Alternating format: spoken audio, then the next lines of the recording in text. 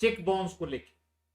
लेकिन इन सब में सबसे इंपॉर्टेंट पॉइंट जो मैं आपसे बताना चाहता हूं और वो है कि भाई अगर मान लीजिए फॉर सम रीजन आपका कोई लोन चल रहा हो, आपने किसी को लोन दे रखा हो और आपके वो केस जो है ऑलमोस्ट लास्ट स्टेज पर हो, केस जीतने के कगार पे आप हैं, और किसी दोस्त को, किसी रिश्तेदार को या किसी बिजनेसमैन को आपने कुछ लोन दिए, लेकिन कुछ कारणवश वो पैसे रिकवर आपके नहीं हो पा रहे हैं, तो ऐसी स्थिति में आप क्या करेंगे? व्हाट रेमेडी यू हैव दोस्तों? और आप इमेजिन कीजिए कि ये सारी लड़ाई लड़ते लड़ते आपका कम से कम 4 से 5 साल चला गया, और इसके अलावा जो सबसे इंपॉर्टेंट पॉइंट ये हुआ कि आप थक गए लड़ते लड़ते। अब मैं इंपॉर्टेंट मुद्दा बताता हूं क्या होता है। आपने केस एक किसी को लोन दिया, ठीक है, उसने आपको प्रॉमिस किया कि मैं 6 महीने साल भर में पैसे वापस कर दूंगा, आपको पोस्ट डेटेड चेक भी दे दिया, और आप एश्योर हो गए कि भाई 6 महीने के बाद हमारा ये पैसा आ जाएगा। आपने गुडविल में वो पैसे दिए थे अपने किसी दोस्त को, लेकिन उस गुडविल बनाने के चक्कर में आपके साथ क्या हुआ कि किसी ने आपके साथ इंटेंशनली धोखा कर दिया, और अब वो मुकर गया पैसे लेके और आपको अपना दर्शन नहीं दे रहा। आपने जो चेक उसको दिया था, जो उसने जो आपको चेक दिया था, उस चेक को आप बैंक में जमा करते हैं इन कैश करने के लिए, वो चेक बाउंस हो जाता है। उसके बाद वो आपको प्रॉमिस करता है कि फिर से डाल देना 15 दिन के बाद, मैं उसमें अकाउंट में पैसे नहीं थे अब जमा कर देता हूं। आपने फिर वो पैसे जमा कर दिए उसमें, लेकिन वो पैसे जमा करने के बाद आपको रियलाइज होता है उस चेक को फिर से आप डालते हैं तो फिर से वो बाउंस हो जाता है। एंड उसके बाद आपका वो दोस्त जिसको आपने लोन दिया था, वो आपको देखता नहीं। Now in that situation friends, क्या होगा आपके साथ, क्या होगी सिचुएशन, क्या आएगा? परेशानी बढ़ेगी, you will run into big trouble. अब इसको रिकवरी के लिए आप नेगोशिएबल इंस्ट्रूमेंट एक्ट 138 में जाएंगे और सिविल सूट फाइल करेंगे। उसको पहले लीगल नोटिस भेजेंगे, सिविल सूट फाइल करेंगे, वो केस में अपियर होगा कुछ दिन नहीं होगा, और ऐसे ऐसे करते हुए लगभग 4 से 5 साल बीत जाएगा। अब इस पर्टिकुलर केस का इंपॉर्टेंस ये है मित्रों कि कोर्ट नहीं चाहता कि सिविल मैटर को क्रिमिनल मैटर में कन्वर्ट किया जाए और उसके बाद फिर परेशानी। नाउ केस चल रहा है आपका already under negotiable instrument act, और मजबूरन में फिर आप उसको फ्रॉड का भी केस करते हैं, 420 इसको बोलते हैं आईपीसी के तहत।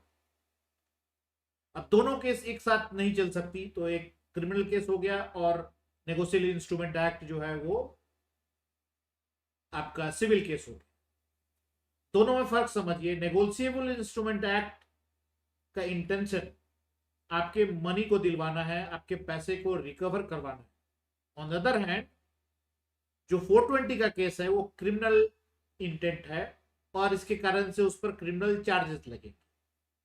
जब एक केस आपने शुरू कर दिया है ऑलरेडी नेगोशिएबल इंस्ट्रूमेंट एक्ट का, एंड उस समय आपने प्रॉपर ग्राउंड नहीं बनाया है, तो ये 420 का केस जब आप तैयार करेंगे तो कोर्ट हो सकता है आपसे जस्टिफिकेशन मांगे, और बहुत बार वो उस केस को खारिज भी कर देता है। हाई कोर्ट कर देगा या सुप्रीम कोर्ट कर देगा, लोअर कोर्ट इनिशिएट कर देगा, लेकिन सुप्रीम कोर्ट उसको बंद कर देगा। रीजन उसके पीछे ये है कि ये मिसयूज माना जाता है प्रोसेस ऑफ लॉ। अगर ये दोनों साथ एक साथ कंबाइन करके किया होता आपने केस उसी समय, या पहले ही 420 का ही केस कर देते आप, तब बात दूसरी हो जाती।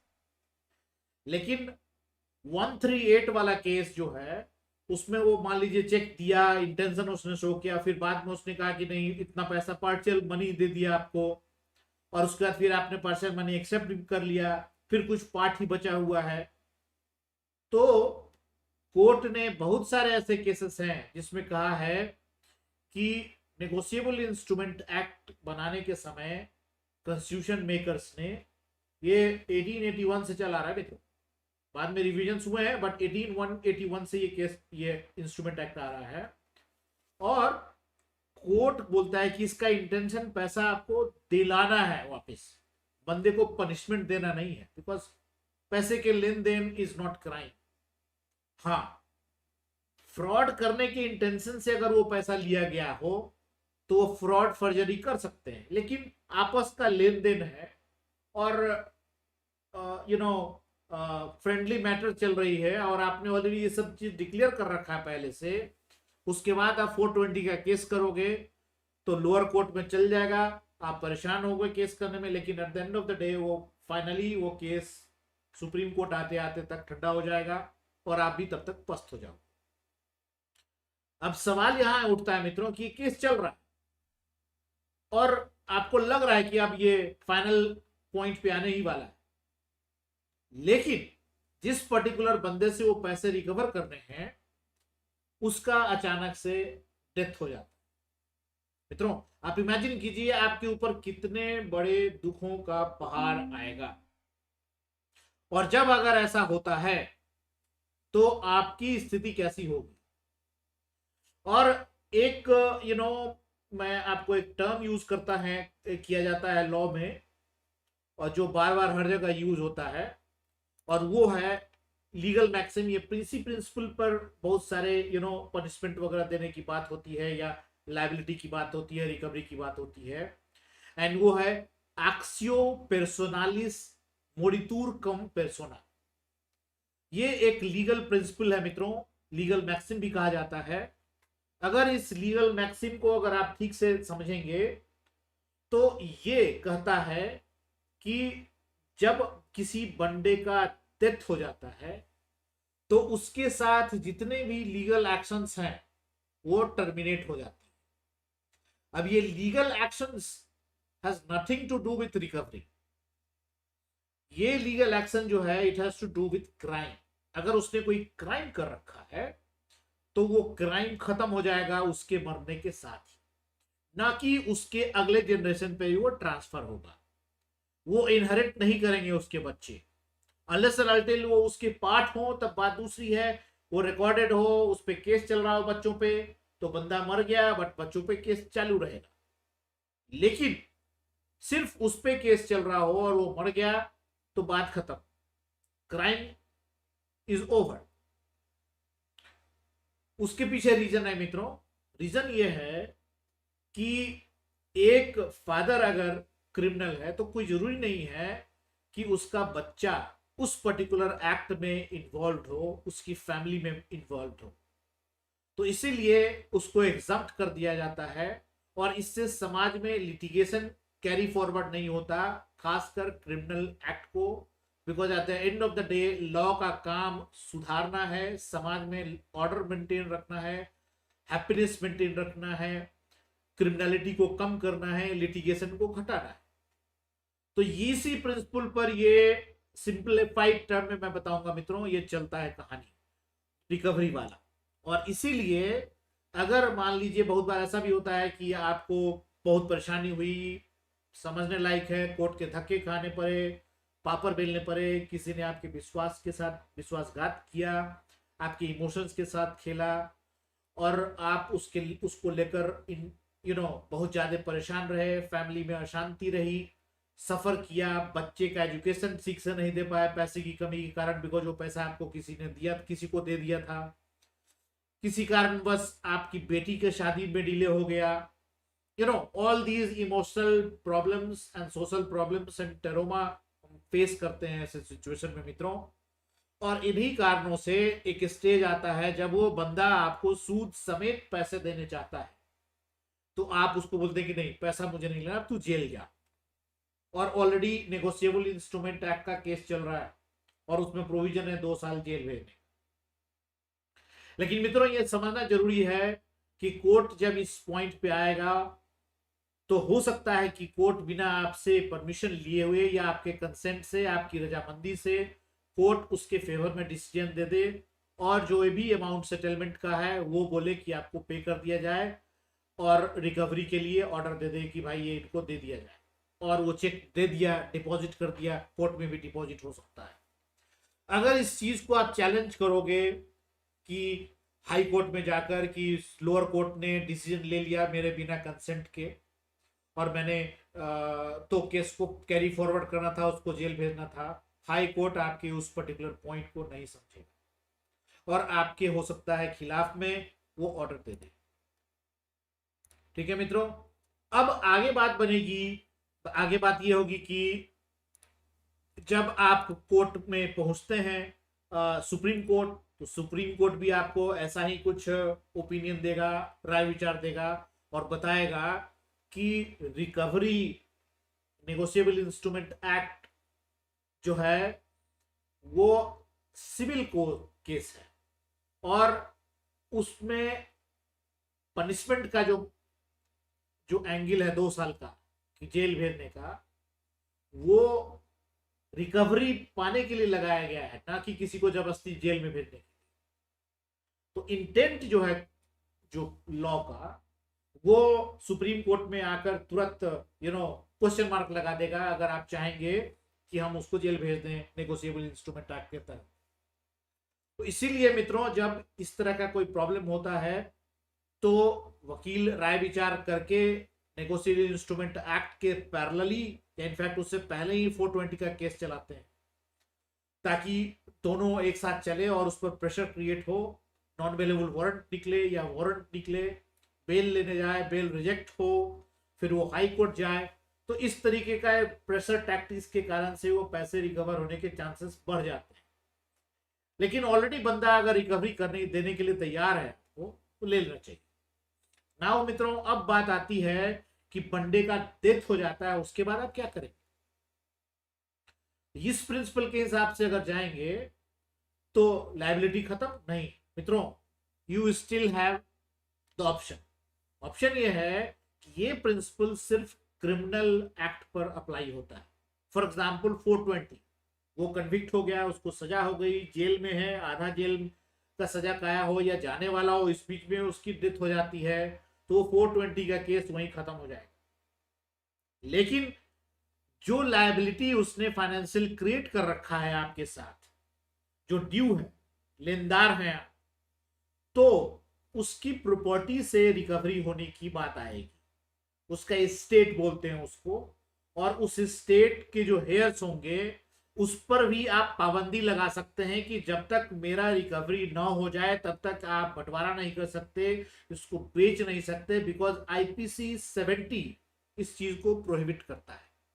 सिमिलरली नेगोशिएबल इंस्ट्रूमेंट एक्ट के तहत जो सीआरपीसी है 394 और सीआरपीसी 421, मित्रों याद रखना, ये सीआरपीसी 421 है, ना कि IPC 421। IPC 421 is different, this is CrPC 421। आपको मौका देता है कि आप अपने अमाउंट को रिकवर कर सकते हैं उसके स्टेट से। मित्रों, इस तरीके के बहुत सारे केसेस का डिस्कशन हुआ है पहले भी, और मैं इन केस में से कुछ केस आपको समझाना चाहता हूं, आपके नॉलेज में डालना चाहता हूं, बिकॉज ये आपकी मदद करेगा। और ये केस है मित्रों 1962 का, जिसमें state of Kerala versus Narayani अम्मा कमला देवी का केस है। और इस केस में कन्विक्शन कर दिया गया था, बंदे को सेंटेंस दे दिया गया था, उसके बाद उस पर फाइन भी लगाया गया था, लेकिन वो बंदा पहले ही मर गया। तो ऐसी स्थिति में सुप्रीम कोर्ट ने कहा कि जो लीगल हेयर्स हैं उसको ये पैसे देने पड़ेंगे। जो लीगल हेयर्स, उसके बच्चे थे, उन्होंने केस डाला कि वो तो मर गया, उसके साथ बात खत्म हो गई।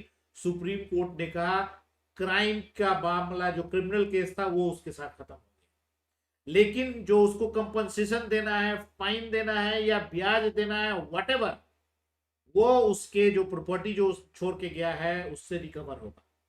मित्रों, इसी केस का रेफरेंस लेकर बाद में 1964 में Bundada Gajapati Rao versus state of Andhra Pradesh का केस आया। उसमें भी जो एक्यूज था उसको सेंटेंस दिया गया, उस सेंटेंस में वो कन्विक्ट हुआ, उसको इम्प्रिजनमेंट भी दिया गया था और फाइन भी दिया गया था। बंदा मर गया, जबकि उसका अपील जो है पेंडिंग था उसी पीरियड।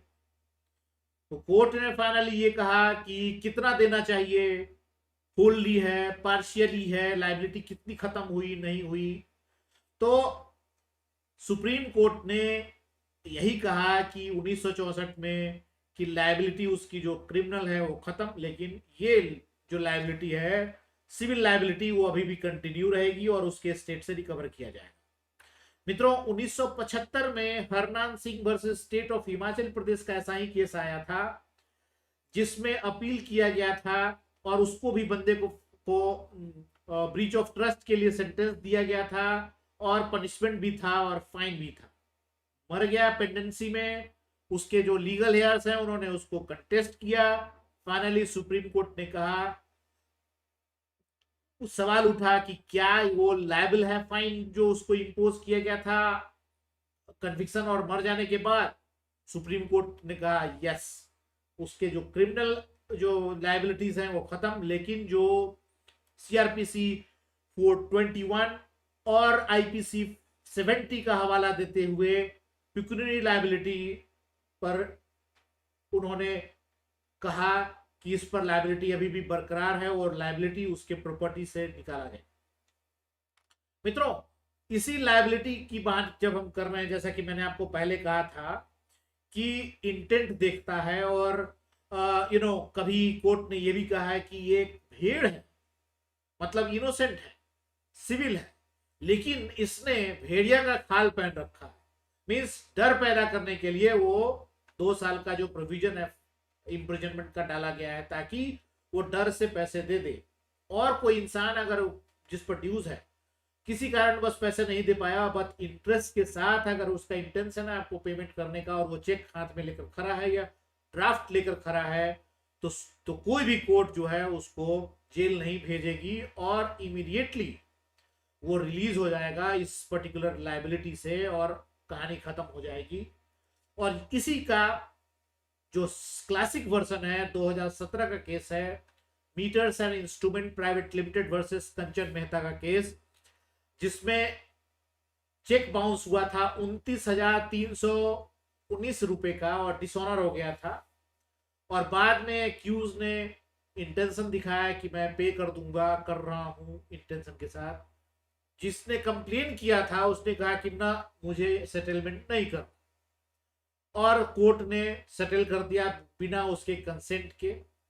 इस पर एग्रीव्ड होकर जो कंप्लेनेंट था उसने कंप्लेन किया हाई कोर्ट को, हाई कोर्ट ने उस पर्टिकुलर डिसीजन को सही ठहराया। बात सुप्रीम कोर्ट में आई, सुप्रीम कोर्ट ने कहा कि भाई ये जो नेगोशिएबल इंस्ट्रूमेंट एक्ट 138 का जो प्रोविजन है या ये जो एक्ट है वो किसी को जेल भेजने के लिए नहीं उस इंटेंशन से बनाया गया है।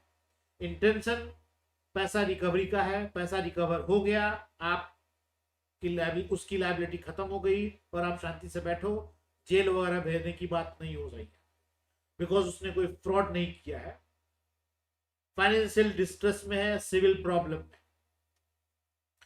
मित्रों इसी का एक्सटेंशन हर केसेस में रिफर किया जाता है, और 2 और इंपॉर्टेंट ऐसे ही केस हैं जो मैं आपको बताना चाहता हूं, जो आपके रिकॉर्ड में आ जाए तो आपको मदद मिलेगी। और वो है Rameshan versus state of Kerala का केस, जिसमें उसकी पत्नी ने फाइट किया था, उसको जेल हुआ था, फाइन हुआ था नेगोशिएबल इंस्ट्रूमेंट एक्ट 138 के तहत, और अपील के दौरान, पेंडेंसी के दौरान वो मर गया।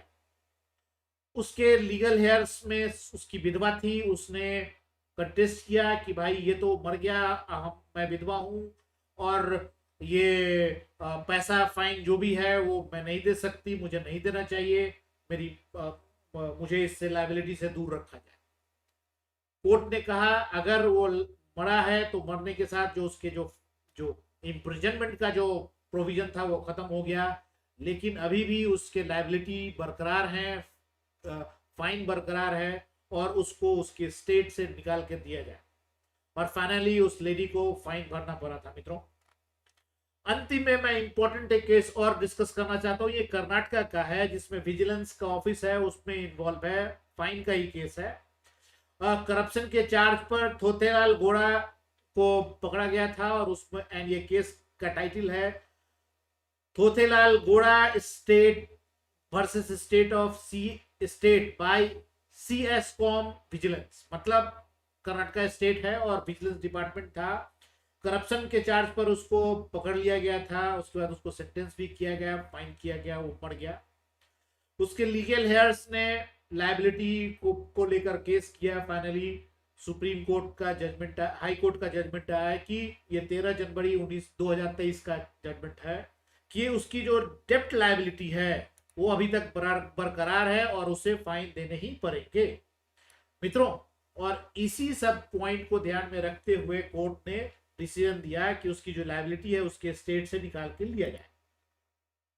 मित्रों मैं ये सारे 6 केस को अगर आप रिफर करेंगे अपने कहानी में, आपके जो भी जो जो बैकग्राउंड है केस में, आपकी मदद मिलेगी। इसके अलावा जो 5 जो सेक्शंस हैं जो आप टोटलिटी में इसको ले सकते हो, एक दूसरे से कोरिलेट कर सकते हो, कुछ केस लॉज और डिस्कवर कर सकते हो, वो मैं आपको बताता हूं। एक है नेगोशिएबल इंस्ट्रूमेंट एक्ट 138 जिसके तहत ये कार्रवाई होती है रिकवरी की।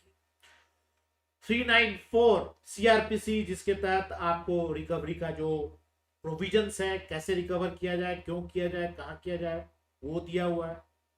उसके बाद CRPC 421 में है जहां पर रिकवरी की बात होती है।